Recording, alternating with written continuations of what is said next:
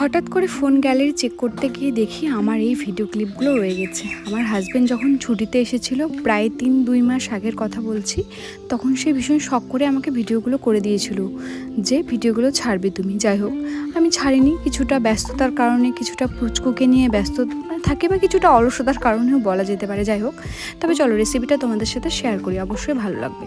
তো প্রথমে আমি ইলিশ মাছগুলো হালকা তেলে ভেজে নিয়েছি। তারপরে জিরে, আদা, রসুন, ধনে আর পেঁয়াজ, লঙ্কা বেটে কড়াইয়ে তেল দিয়ে ভালো করে মশলাটা কষিয়ে নিয়েছি।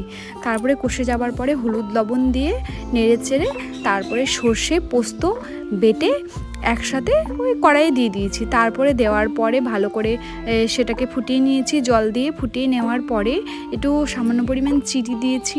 হলুদ লবণ আমার পরে প্রয়োজন হয়েছিল আমি দিয়েছি, তোমাদের স্বাদ মতো অবশ্যই তোমরা দিয়ে নেবে। তারপরে মাছগুলো যে ভেজে রাখা হয়েছিল, মাছগুলো একে একে ছেড়ে দেবো যখন ঝোলটা ফুটে উঠবে তখন। তারপরে 10 মিনিট একটু রান্না করে নিতে হবে, ব্যাস রেডি। তারপরে উপরে একটু কাঁচা সর্ষের তেল ছড়িয়ে নামিয়ে নিব। আর তোমরা কাঁচা লঙ্কা চাইলে দিতে পারো, আমাদের বাড়িতে তেমন কেউ ঝাল খায় না বলে আমি তেমনভাবে দিইনি, প্রথমেই যা দিয়েছিলাম। যাই হোক, রেসিপিটা রেডি। ভালো লাগলে অবশ্যই কমেন্টে জানাতে ভুলবেন না।